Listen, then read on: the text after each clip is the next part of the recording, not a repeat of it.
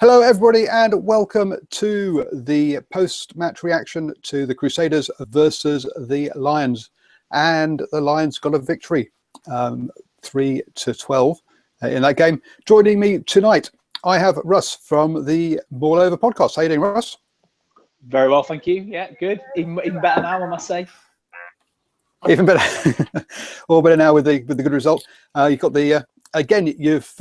Are you saving the officials' shirt for the test matches? Because I see you're in old training kit again. I know. Yeah, I haven't actually got a test jersey, unfortunately. I haven't been able to pick up a new one yet. But rest assured, I'll have one in my possession before the first test. Oh dear, a man with such good contacts at Canterbury, and you haven't got a test jersey. Oh dearie me, something's going wrong there. We're giving ours away for charity, Paul. So the one we got from Canterbury, we're raising money for charity because we've got it signed by a load of legends. But I'm sure Paul will help us tweet out the link a bit later on, so anyone could find out how to win it. Sure, I'll send that one out again. And Cornf1ake, how are you doing down in Dunedin? I'm doing good. I'm doing fine. It's nice and chilly down here, so I'm hoping something exciting is going to happen so I can warm up. Because that rugby sure didn't do it. Oh, what? Oh, let's get on to rugby then. That rugby didn't do it for you. What was? Oh, I really didn't want to come on here in a match like this because that was terrible refereeing from that French guy. Good God, if I wanted to watch stop-start, boring stuff like that, I don't know what I'd do. But that was terrible. There was so many massive things he missed, and I didn't want to come on here and complain about the ref. But I'm doing it anyway. Yeah, that's all I'm going to say. It's going to be a very short show if that's all you're going to say. That's all about that. One of the interesting things that was mentioned on the New Zealand commentary, I don't know if you got it, what commentary you got over in the UK, was a comment about the style of refereeing. Is that Southern Hemisphere referees, there's a lot of talking going on. There's a lot of saying, hey, roll away there, don't get in the way. Whereas we didn't get that tonight. What we got was a whistle being blown going, well, you should have rolled away. It's the rules, I'm afraid, mate. I'm not going to tell you the rules. I'm not going to train you on the pitch and give you all warnings. I'm just going to blow the rules as they are. And that was something that the Crusaders, I feel, definitely struggled with tonight. And also there was clearly some interesting or some definitely different interpretations around scrum time as well with a couple of them. I think Furlong was in a lot of trouble and got lucky that Poit blew a couple of penalties that way. But Russ, how did you see the refereeing? And then we'll move on from that and get on to actually some of the more fun stuff. Because I'm used to that style of refereeing, I did feel like the game was reffed in a more Northern Hemisphere way. It was a case of get on with it or I'm going to ping you. But having watched the refereeing against the Blues on Wednesday, it was a very much chalk and cheese sort of refereeing style. And I think it suited the Lions very much more today. You can't say any more than that, really. I thought he made some interesting decisions, like you say, at scrum time, and I think the Lions did get a touch lucky maybe at the start. But yeah, I think if we take the referee out of the equation, I think it was still an excellent performance. I think the Crusaders really took about half an hour to really adapt to the change of styles of the scrum, especially the set piece was a massive part that they didn't. Right from the start, they were just completely smashed off it because they had no idea what was going on. They had no idea why the referee was awarding the penalties for. And after about 30 minutes, I reckon they started to click on and start to sort things out, which I thought affected their part of the game. But like you say, it's a style of refereeing, and you have to adapt quicker than that to really play at that top level. Okay, so we all agree it was a different style of refereeing. It's definitely not what Southern Hemisphere expected, and there were some interesting ones. Probably one of the most interesting ones was actually done by the assistant referees. That Farrell's kick that went above the posts, and the commentators were absolutely sure went over the bar, but the assistant referees decided it had gone wide. So again, and that's with the Kiwi commentators saying that as well. So. I know we always sort of think the Kiwi commentators are a bit one-eyed, but perhaps tonight they were a bit more fairer than they can be. But anyway, on to the play, and let's start with the Lions as it is the Lions tour. A much more assured style, much quicker pace, and people looked a lot more at ease with each other, where they would be. Wouldn't you say, Russ? I would completely agree, and I've only got 2 words for you to start off with, Paul, and that's Conor Murray. The guy is by far the best 9 in the Northern Hemisphere. He controlled the game, he controlled the pace, he controlled the tempo, he drove the forwards. He worked superbly with Faletau for the first 20, 25 minutes. Him and Farrell got on very well as well. And then when Sexton came into the mix after Davis went off, the 3 of them, I thought, pivoted very well, within Farrell stepping in, Sexton stepping in. And actually, I don't think it was an option that Gatland was probably going to try, because I think he sees Teo and Henshaw as that 12 or 13. But I think that having seen the way that they linked up today, I think that could be something that is now very much in his mind. I agree. I think I very much think that Conor Murray. One of the things I remember from Wednesday night watching Webb was how slow his box kicking was and how telegraphed. He got in this nice stance, all set and ready, and it was like, okay, guys, everyone get in position because here comes the kick. Whereas Conor Murray, it was much quicker. And his distance was always precise. So I did tweet out early, about halfway through, that Dag was having a good night under the high ball. But in the second half, that definitely didn't happen. And there were a lot more high balls getting spilled. One of the interesting things I thought early on was the wraparounds that Farrell was doing around Teo, which is a very classic Sexton move, but being done by, the Sexton Henshaw move, which has been done by a different pair, but very much very much a classic Sexton move. I thought Hogg was also had a good start as well. In the backs, until he got the little elbow to the face and has gone off. And having lost 2 players in the first half, I was wondering how the legs would hold out come the second half. But that wasn't really a problem. So, Cornf1ake, you also don't know the players quite as well as we do. Who impressed you out of the Lions? I'm somewhat familiar with them, not as much as others, but I do follow it briefly from this side of the globe. But I agree with what I said before. I thought Conor Murray was by far the biggest difference between the first 2 performances that the Lions have played. He was that kicking game. We knew all about it. We've seen it before with Ireland and that all the time. We know what he does, but it still has that same effect. I think that's going to be one of the most important battles as a scrum half between the All Blacks and the Lions come the first test time. Also, Faletau, I thought the back row as a whole for the Lions was pretty good. Faletau especially. And I'm still surprised by Teo. I didn't rate the guy before he come here. Hadn't seen much of him apart from playing for England, but he seems to just play pretty well. He seems to be the only guy that can really, in that back line, that actually made forward momentum pretty much every time he had the ball. And yeah, he still surprised me and still performed pretty well. Farrell is by far the best 10 in that squad. Easily. Better with Sexton on.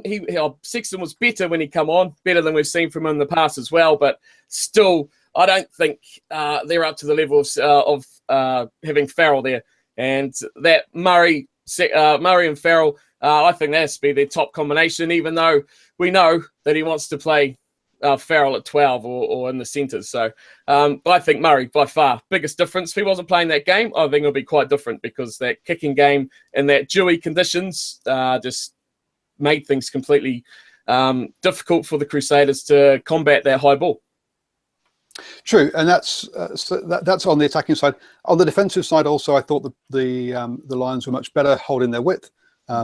They didn't allow the cross-field kicks, the kick passes that we're expecting to see a lot more of. The ones we did see got snuffed out quite well as well out there. I'm more of a backs person than a forwards person, and I guess, but can you see that being the starting front row for the Test matches, or do you think he's going to mix it? Or do you think we're still some way off developing the back row there? I think that will probably be the starting front row, in all honesty. I thought George was superb in the set piece. I thought him and Cruz calling the lineouts linked up perfectly. I don't think he missed a lineout. I could be corrected. And I thought, actually, at scrum time, for 90% of the time, the scrum was very, very solid and go forward. So with that in mind, when you've got people like Owens, who I thought had a decent impact, then you've got Cole and Jack McGrath. I mean, you've got two international front rows there, but I think Mako showed for 65 odd minutes what he offers around the park as well. And I thought Furlong had a quiet but decently efficient game. Yeah, no, so I think the front five, we'll have to see whether Alwyn Jones holds his. He had a much better game than he did in the opening game. But Itoje came on and played well as well. He, even though if you listen to the commentators, he got away with a few things, but I think that's his style of play. I think that that is a real option for the Lions as well. The intensity that Itoje brought when he came on, he was making tackles, he was flying up in the line, he was doing lots of stuff that actually, with 20 minutes to go in a game against a possible tiring All Black side, or especially after playing 60 minutes of high intensity rugby, someone like Itoje coming off the bench rather than Alan Wynne would have more of an impact that way round. And I think Alan Wynne and George Cruz showed a decent partnership today, especially at set piece time. Yeah, absolutely. I think Always put to bed the idea that Courtney Laws could be coming into that mix really. And about thinking about the back row there, obviously Faletau's going to start. O'Brien put in a decent shift and could keep Warburton out of the side. I'm not sure about Umani. I think I would perhaps have CJ Stander, but maybe again we're seeing him as an impact sub or a finisher, as Eddie would like to say, to come on and combat the All Blacks bench as well. Where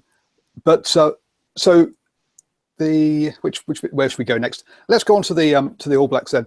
And there's been a lot of discussion around DMAC not getting included, Damon McKenzie not getting included in the squad at the expense of with Geordie Barrett in there. So Cornf1ake, is Geordie going to be starting this wonder kid?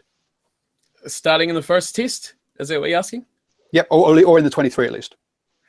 He definitely won't be in the starting 15. I think at best he could hope for the number 23 shirt. But no, I think for him it's a fact of that he's the future. He's definitely one of those players that are going to be a big part of the All Blacks in future years. I don't think he'll probably get in the 23 at all together. It depends what way they go with the wingers and the fullback, whether they go with two out-and-out wingers or they go with a Dag and a winger. Ben Smith obviously will be your fullback. It depends on that makeup, because if you've got two out-and-out wingers like Sevilla and Naholo, you'll put Dag on the bench, which can cover pretty much all three of those spots with no worries, and there's no real place for a Geordie Barrett. Whereas, probably that's the makeup they'll go with, and whatever winger or Dag will be on your bench, depending on what way they go. So I don't see a place for him unless it's game over, 2-0 in the test series, and they do try things for that third one, give him a chance off the bench instead. It's the only possibilities I've got for Geordie. But, I think they're much the same, Geordie Barrett, McKenzie, because they're both the future. And they're both going to be guys that are in there long term. I think it's kind of like, well, McKenzie had his go last year. He got in the environment. He played it out, got some game time. Now it's the time for Geordie to go in there and say, this is what we're all about. This is how we play. This is the atmosphere and the culture. Learn it, because you're going to be in it. And do your fit. That's the big thing. Yeah, so I'm especially after the kicking performance by Murray tonight, I'm pretty sure we'll be seeing Dag, Smith, Surveyor, and having that second fullback, the second high option, and either Dag or Smith can rotate as to who plays wing and who plays fullback. It doesn't make much of a difference. I think the centre of the park is going to be Sonny Bill Williams and Anton Leonard Brown. I think that's a fairly much a given, and I think Lamapi might actually be the bench option. But you think Naholo? Well, who knows? We'll see. It's going to be one of those two. It gets the 23 jersey, I think. And the question now is, from just as an aside for the All Blacks, Aaron Cruden, it sounds like is out with a knee injury from last night, so we could be seeing Moanga, who we saw tonight, coming into the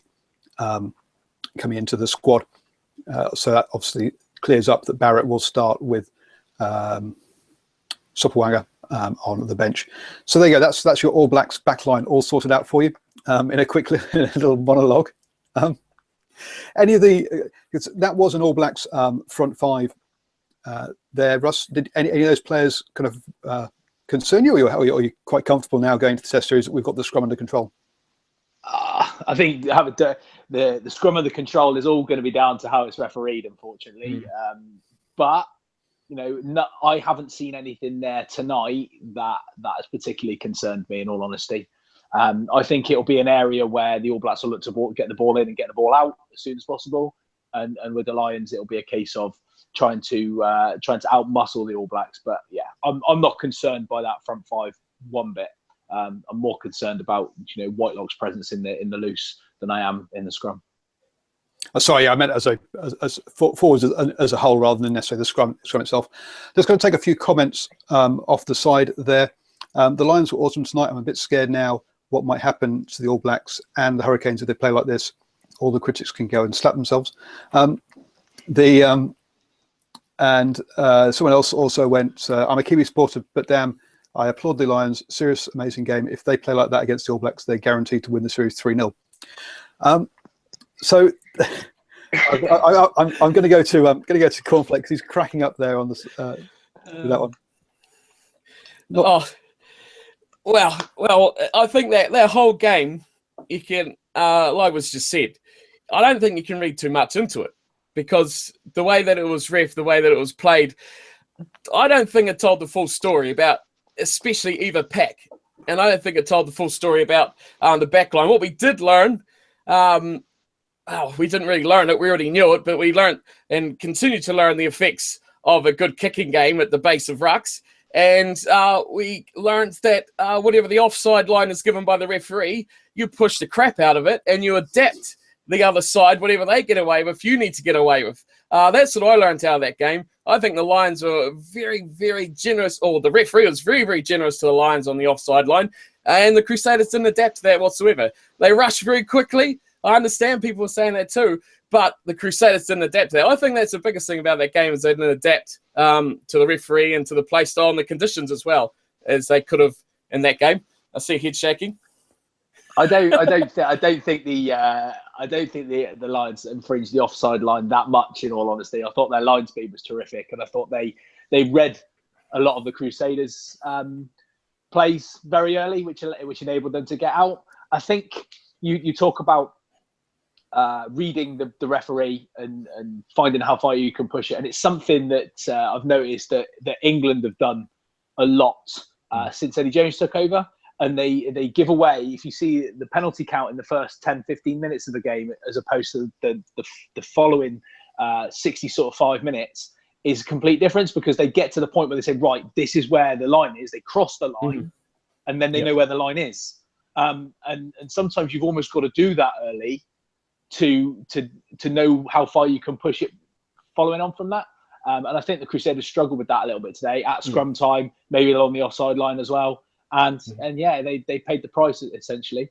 I've seen a lot of people, Paul, on Twitter. They've been whinging or moaning about the Lions not scoring any tries. My question for you is, I see victory as victory. I don't care whether the Lions score tries or not. If the Lions beat New Zealand 3-0, I'm happy. Not that that's ever going to happen, by the way, but I don't care. Is the point I'm making? And the Lions butchered maybe 3, possibly 4 very, very good opportunities. So they just need to be a bit more clinical. What's your thoughts on the Lions and their ability to score tries at the moment? So it is a problem. Let's be honest. But one of the things that we always talk about is it's easier to get defence right first and then try and get the attack right afterwards. And to me, the big thing tonight was that they kept their width much better, and defensively they were much better. Going forwards, there are still some question marks and some issues, but we do still have 3 games before the test matches to get the go forwards sorted out a bit better. I personally think he will stick with Farrell at 10, Teo, and then it's a question mark as to who sits outside Teo. We're going to play George North because he's going to be up against Julian Surveyor, so size equals size. And so he's going to play there, even though I'm not entirely convinced he is in good form at the moment. Fullback is open to question now, because if Hogg misses the next 2 games with head injury assessment or return to play protocols, then he can't be playing the test matches. It's just too late. So it's then, has Anthony Watson had a good game? Has he done enough to do that, or is it Lee Halfpenny's shirt at fullback? And I'm still not convinced by Liam Williams either. Getting that yellow card against the Blues, I think he'll have similar problems when it comes to the test match, but that's not. But so I think we've got a big change amongst those outside. I think outside of Teo, in 13, 14, 15 could all be totally different, and in which case our attack could be totally different as well off that. But yes, I thought. Yeah, sorry. Go. Oh, sorry, we broke up there a sec. I thought Jonathan Davis was really unlucky. Obviously, I didn't catch it on the commentary. Did he actually fail the HIA, which is why he didn't come back? Jonathan Davis definitely failed the HIA. Hogg, we're not sure if he was just bleeding everywhere, or whether it was HIA he failed. It was one of the two. Jonathan Davis, to me, is now out of the picture, because he's going to miss. He should miss at least the next 2 games with return. Well, he'll miss 1 game. Sorry, he might come back in time for the Maori game. But for me, going through return to play protocols means he's not going to be training with the squad. He's not going to be getting the combinations in there. So personally, I'd be putting him on a plane and sending him home. Yeah. So I looked at following our conversation last Saturday, and I thought about who could play outside Teo, and then obviously Henshaw played in the week. Is that when Joseph played outside Teo, you watch how Davis runs those sort of shoulder channels off of Jamie Roberts in the past, and I thought that combination was actually going to work really well. So with Teo breaking the line and Roberts then with Davis, should I say, then flying in very tight to Teo, as opposed to Joseph, who would like to step and go round the outside. My only concern with Teo, which was evident a couple of times tonight, was his distribution, and I thought he had a very good game, but it worries me a touch that when he does break that line, has he got the ability or the wherewithal to be able to distribute properly to allow the Lions to get into those situations? Yeah, I agree. I question Teo's passing in those. I think he butchered one to Liam Williams from memory, and I think he also got tired, and towards the end of the game, he wasn't as effective. So whilst we've got over here, Connor Buckley saying, I think Lions should be 10, 9, 12, Murray, Sexton, Farrell. I understand that. What I think we'll start off with is Farrell, Teo, take Teo off, bring Sexton in, and move Farrell out. And that use Teo to soften them up, and then bring Sexton on. And that also allows you then to have an outside back as your 23, rather than a sort of more inside outside back in that 23 shirt. So I don't think we'll see Murray, Sexton, Farrell start, but I think we will see it come in at around about the 50-minute, 60-minute mark as Teo gets pulled. Will be my guess as to how the test matches are going to go. The other one a lot of people are talking about here is saying that North has to play, that he's world class, that whilst he's not running with the ball so much, you do need actually I've gone over that one already, haven't I? So we'll actually skip on from that one that's on there. So if you're not going for Joseph, and if Jonathan Davis is out, who do we put in at 13? We've got Payne, Daly. Oh, I've seen lots of shaking heads there. I can't stand Jared Payne. Can't stand him at all. For me, I would say that we go with Henshaw, and I think we if they can combine Henshaw into running that tight line off of Teo, and then you've also got a second ball carrying option, and that way, if we're not getting the ball wide, which we don't seem to be at the moment, we're at least punching holes through the middle. Yep, that'll be interesting. And you're right, we're not getting it wide at the moment, even with the Farrell and Sexton wraparound, which I think we're going to see quite a lot of going forwards, because as you say, one of the things I've heard a lot of people talk about is it's Sexton's default move, and he seems to get away with it somehow, even though everyone knows it's coming. Yeah. So So this is the first loss for the Crusaders. We should probably have a quick look at the Crusaders this season. Not your local team, but your local rival down there, Cornf1ake. What went wrong for them tonight? Why couldn't they put it together?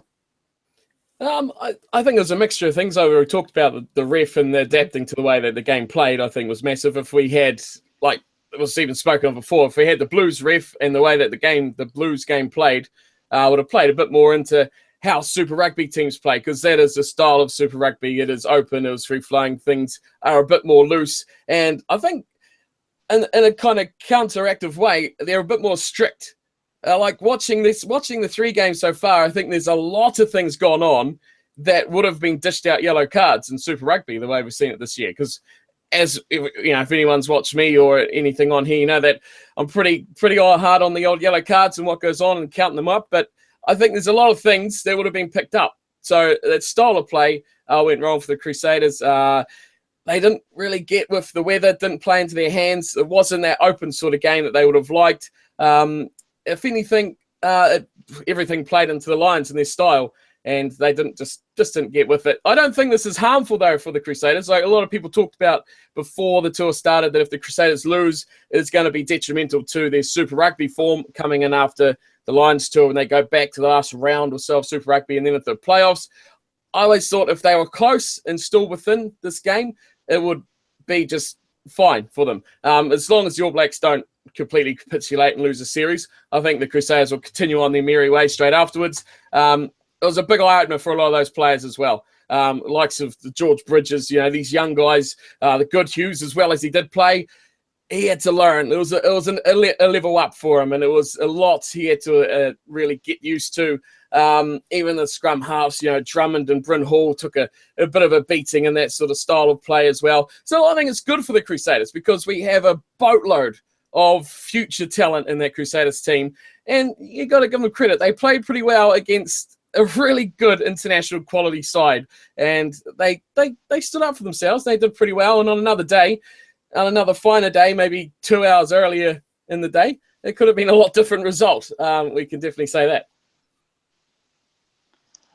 I think for the Crusaders, I mean, and actually all the Super Rugby sides, these guys have got absolutely nothing to lose. The Lions are the ones that are going to get the flack if they get beat. And if the Lions win, everyone will say, well, they're the Lions. They're playing a Super Rugby side. They should be beating them. They're all international rugby players. So the Lions are in a no-win situation, really. And that's where I think, you know, you saw the Crusaders kicking for the corner when they could have taken an easy 3. You know, going for that almost like Barbars style rugby that, you know, they don't have anything to lose. It might even be a welcome distraction for them to go out there and express themselves, play the way they want to play, away from the Super Rugby environment. So much like the Blues, the Chiefs, Hurricanes, Highlanders, all of them, they've got absolutely nothing to lose, and a really nice, you know, money through the gate midweek game against the Lions, and the Lions are the ones that you know, they're going to take all the flack regardless. I know one of my colleagues from Maulover Podcast, Doug, has already been tweeting that some of the New Zealand media are already reporting a 0-0 scoreline on try count. You know, so the Lions just are not going to win. They cannot win against the New Zealand media. As much as we all hate Austin Healy, Matt Dawson. Sorry, Matt Dawson on the wrong one. Matt Dawson on who does the BBC podcasts. One of the things he has said is trying to win the hearts and minds of New Zealand is a waste of time. Yes, there has to be more respect, and there has to be a better tour than 2005. But trying to win hearts and minds, no. Everyone here is about the All Blacks, and the New Zealand media will circle wagons. The New Zealand media will be on them the whole time, as you say. Yeah, so we've already got the nil headline. Fantastic. Not a big surprise. I think so. Yeah. So the Crusaders have got they've got 2 more games, haven't they, before the playoffs? They're going to, obviously, their players are going to go away now. Maybe it's a bit of a kick up the backside. Maybe they realise they're not as good as they thought they were, because they were definitely forced into errors tonight that we don't normally see them making, and perhaps their attack was lacked a bit of deception which meant it could get read a bit too easily as well. So maybe they'll be thinking that some things for them to work on over the next few weeks whilst their All Blacks are away. But yeah, not a bad, as you say, it's not the end of the world for the Crusaders by any stretch of the imagination when they come back to Super Rugby. So we're coming to the end of the half hour. Any final points you guys want to make? I'll allow you to go first. I think for, as far as the tour goes, it's massive for the Lions to get a victory today. I think if they'd come out of today's game with a defeat, it could have been quite mentally damaging to them as well. I think if we didn't know already, we've seen a little glimpse into how the Lions are going to approach most of the rest of the tour and probably the test matches. There's going to be a lot of box kicking. I think there's going to be a tight game. They're going to try and restrict and shut down any team they play. We watched on Wednesday of how they didn't get to the offloads and paid the price. And I thought actually, they shut the Blues down quite a lot of the time on Wednesday enough. And when the offloads came, they were one score away from winning. That last couple of minutes try. So if they can stop those offload game by being tighter in defence, they will have a lot of success. The All Blacks are going to be a completely different kettle of fish, but it's definitely progress to the Lions. So I'm a happy Lions fan this Saturday morning.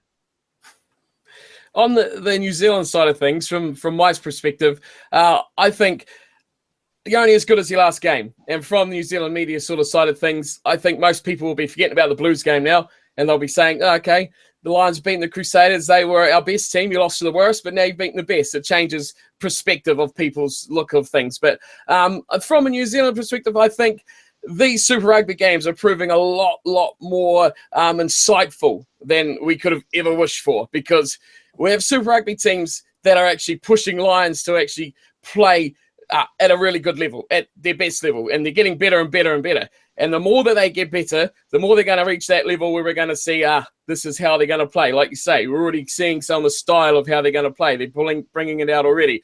It's going to, I think, if Hansen, who should have his head screwed on shortly, he'll be watching these, and he'll be watching and taking it all and building that into how the All Blacks are going to play, because we're learning things from them. Go.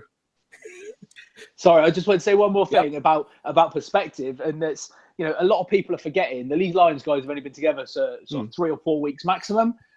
These guys are Super Rugby teams that are right in the midst and in the battle of a Super Rugby season. They're well drilled, they're fit, they're cohesive, they are a unit. And I think, people said, they're Lions are international players, they should be beating these guys outside. We all know that rugby doesn't work like that. When you're a good team and a good unit, you've got a hell of a chance against a team of individuals, no matter how good those individuals are. But that was about all I had anyway. That was my last point. Good timing. No, it's good. That's breathed a lot of life back into the tour.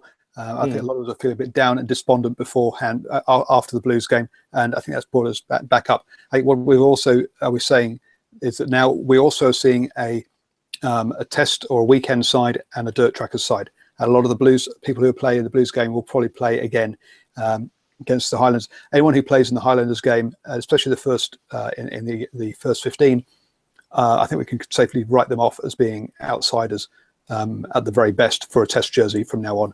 And I think we're going to see the weekend teams.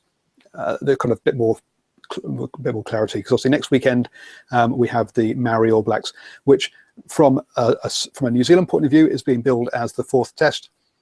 From the Northern Hemisphere point of view, I've seen a lot of people say, it's kind of a scratch side. Well, yeah, they're going to be much easier than the Super Rugby sides. If you've seen who's selected, it's stacked with talent. It's stacked with talent that all play the same style week in, week out. It's stacked with talent that's all played together at under 20s level, New Zealand and New Zealand Maori games in the past. It is definitely going to be the 4th test, and could very easily be and should be a bigger test than actually the Crusaders were, because a lot of people were actually billing this Crusaders game as the 4th test. No, the 15 or the 23 that go out for the New Zealand Maori will be nearly all Blacks or fringe All Black people. And there are a couple of players in there like Lowe, who quite a lot of us think he should be capped as an All Black. So anyone that's in that side come next Saturday is serious quality. So I think we are going to see that big split between the touring party now going forwards, and even if it's a bit difficult, you've only got 6 props, so you obviously have to wheel those out on a regular basis. So that's totally my points. I will be back on Tuesday night with who am I with on Tuesday night? I'm with Scott Hornell, who is from Rugby United. He is the administrator for the New Zealand account, and I've got the guy behind Fill Your Boots on joining me for the post-game reaction on Tuesday night. So please do join me back for that. Russ, how do people get hold of you? You can get hold of me on, we are at Maulover Podcast on Twitter. We're also on Facebook, which is Maulover Rugby Podcast. You can see we do sort of pre-pod videos, some live Facebook Live stuff, and obviously the podcast that you can look out for, which is available on SoundCloud, iTunes, and Acast if you're on any of those mediums. And you also said you're auctioning off a jersey for charity as well, so remind everyone about that.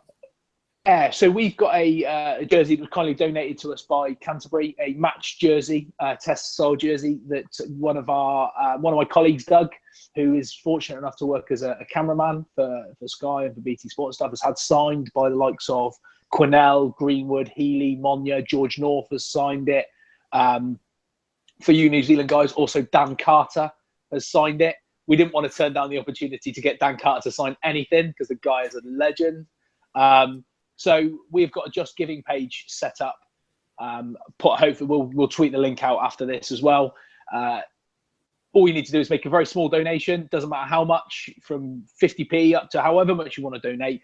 Once you've donated, leave some contact details, and your name will be entered into the prize draw at the end of the test series. And then once we'll get it framed and we'll get it sent away as a nice special gift for a small donation to our chosen charities. Cool. And Cornf1ake, how can people get a hold of you? Just the usual mediums on Twitter and YouTube are my most frequently used. So Cornflake's Crib, that's where they both are. At Cornflake's Crib on Twitter, and this is the channel name Cornflake's Crib for YouTube. You can catch all my videos and all sorts of gibberish on there if you like this sort of thing. And match commentaries, gameplays, all that sort of rubbish as well. All rugby related. So get involved. Catch me on there. If you're into half-hour Super Rugby previews every week. I call them in-depth. In-depth, sorry, that's right. In-depth rugby. Get over to Cornf1ake channel. Clearly, I'm Paul. I'm the guy behind DrivingMaul. Get me, this is obviously my YouTube channel, so please subscribe. So I'm back on Tuesday with that. Also, follow me on Twitter at DrivingMaul for in-game tweets and all my other stuff. I do have a webpage, drivingmaul.com, if you fancy. Thank you very much for joining us. And I say I'll be back on Tuesday and after the Maori game and after whatever the midweek game is after that. Chiefs, isn't Chiefs, it? That's right. Hurricanes. And yeah, I'll also be doing Hurricanes and also the second test, but not the other 2 tests as I'm going to those. So catch you all later. Thanks a lot. Cheers.